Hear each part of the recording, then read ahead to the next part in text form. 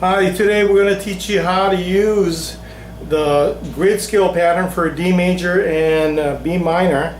Go ahead and tune up your ukulele and grab your music sheet. So pause the tutorial and grab the music sheet that says grid scale pattern for D major or B minor, and then tune up your ukulele, and we'll get started in about a second.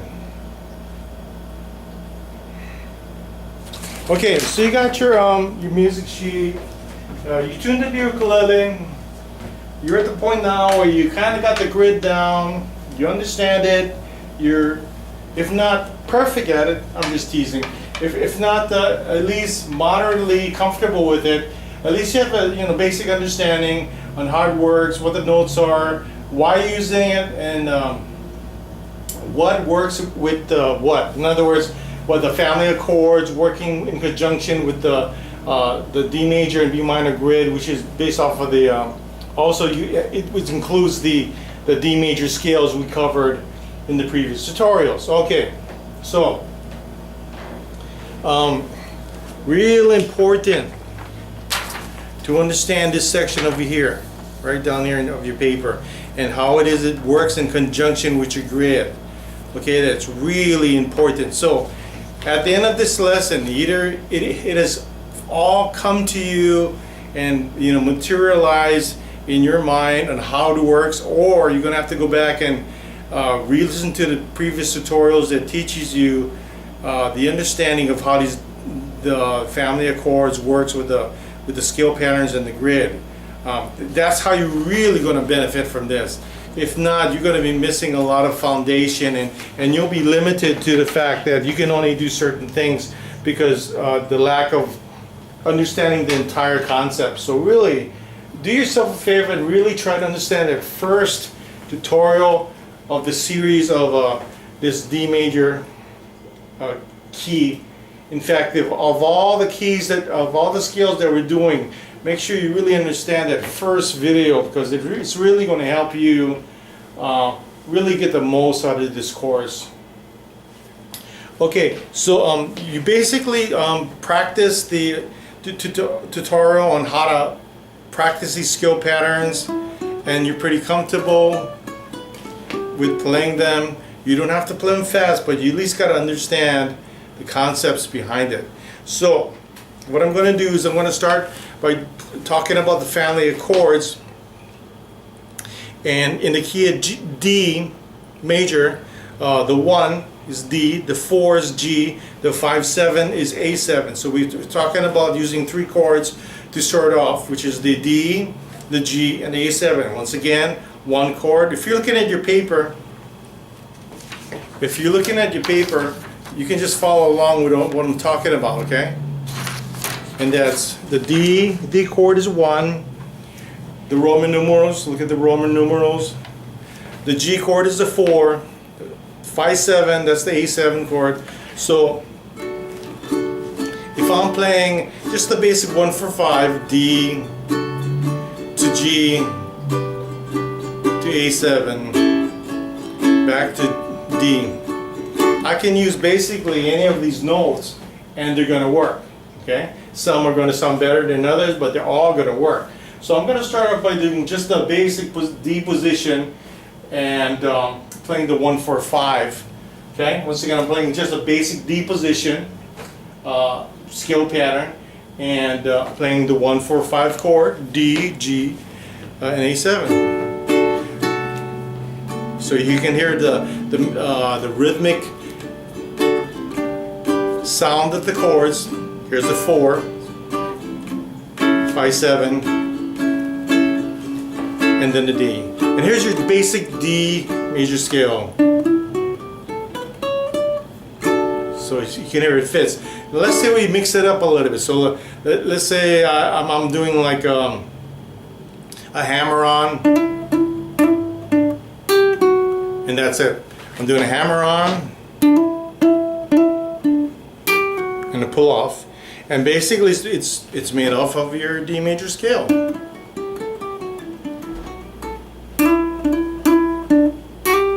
Okay, D, and I'm going to the G, that's a 4,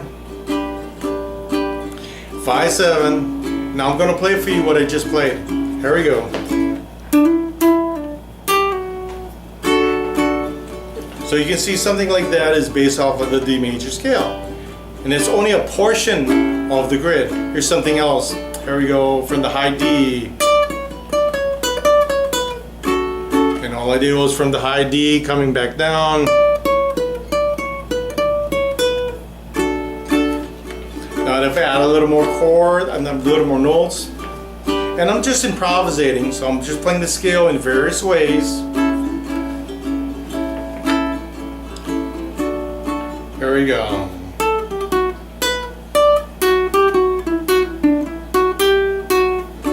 So those are some notes right off the basic D scale.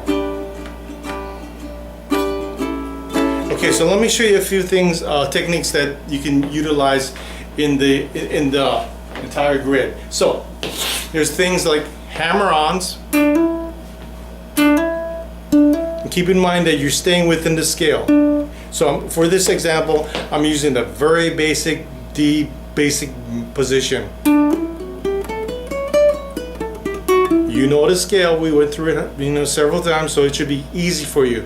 Starting for the D to the E, hammer on. Okay. And there's different ways you can play it. If you play with a thumb, it sounds different. If you pluck it with your first finger, like pulling outward, there's a slapping sound. Okay? And then there's a pull off, which is just playing the note and pulling off. So you have hammer-ons and pull-offs. Okay? So hammer-on is you're playing the note first and you're hammering on to the note. Pull-offs are you're playing the note and pulling off. Hammer-on, pull-off. Okay? And what's really neat about that is that you can just do hammer-ons as you go up the scale. For instance, like this, going once again basic D major scale. And you just hammer on your way up the scale. Okay? And what I was doing, I kind of like to do that. I like to pop it. So when I like to, you don't have to do that. You can just play the note straight with your thumb. Okay? But it offers different kinds of stuff. Then there's pull-offs. But you would start with the note above it. So instead of starting with a D, you would start with the E and pull off.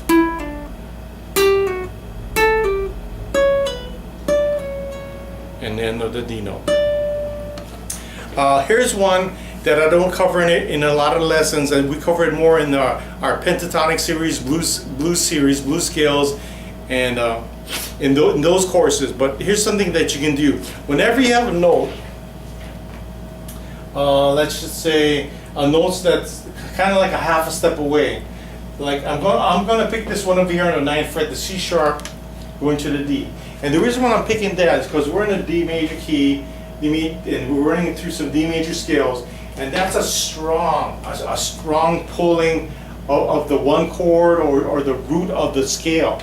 So that's why I like to use that example. There's other examples that I can use, but to explain it, you're gonna need a little more knowledge on how chords work together, how chords are constructed. So to keep it simple, I'm just going to bend this note into that note and just go up and down. So I'm going to bend that note up and down, up and down. Okay, so if I go to, and the way you want to do it is you want to use your ring finger, okay, because it has the most amount of strength.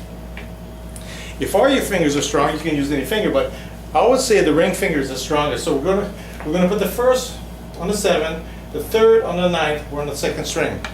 First on the 7th, third on the 9th, and when we play the note, we're going to bend it up and down, for instance. Okay? Or like this. Okay? And then end on the D. So it would sound like this. And then there's also things called vibratos. So when you're playing, let's say, playing the bass D major, the basic D position scale.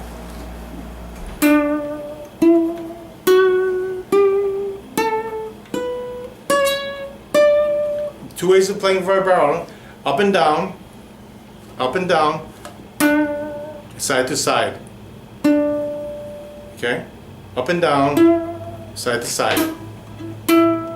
Okay, I think the up and down sounds a little more dramatic, emotional. Okay, and all I'm doing is I'm playing the string. Okay, so when you're playing a line, sliding, that's called a slide, and you vibrato it, it just sounds really neat.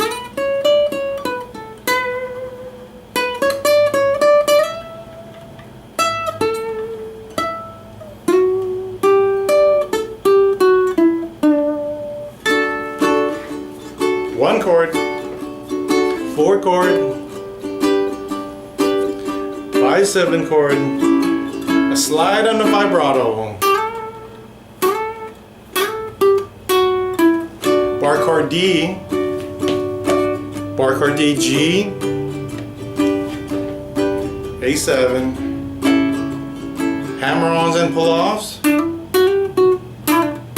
slide, vibrato, D.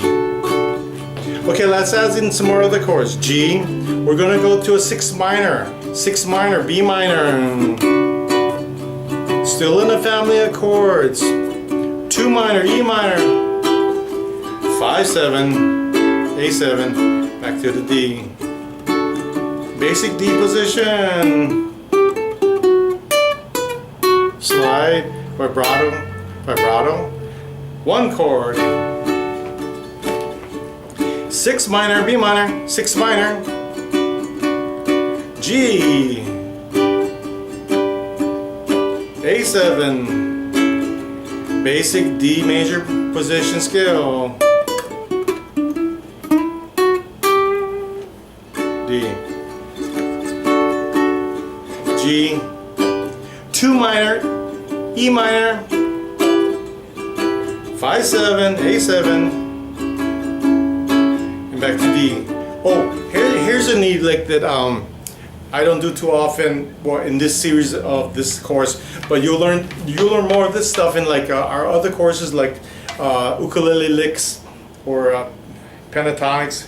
But in this particular lick, I call it a lick, but it's based off of using more of the length of the fretboard of the open A string. So it'd be like A, B, C sharp, D, E. In fact, you can go all the way up, but we won't go all the way up. We're just going to use a few of the chords. And what you're doing is when you're playing and you're hammering on and you're pulling off. Hammer on, pull off. So if you're playing a D, let me show that to you again. So you're hammering on and you're pulling off with that. So you see, I'm not playing with this hand, it's all the left hand pulling up. This is where it takes a little more dexterity. And you're fingering, and you're going to the 4th fret, same thing. 5th fret, same thing. So when you're playing this lick, let me see if you can, you're playing it like this.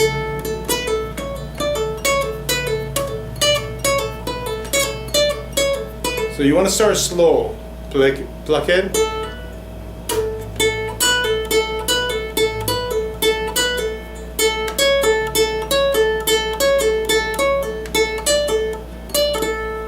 So in other words, it would sound like this when you're playing.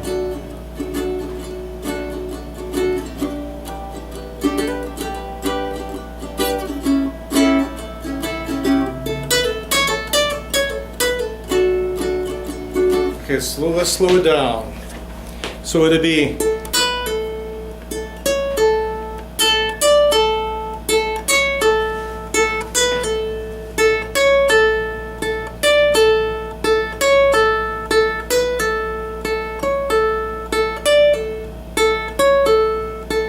so that's kind of a neat lick.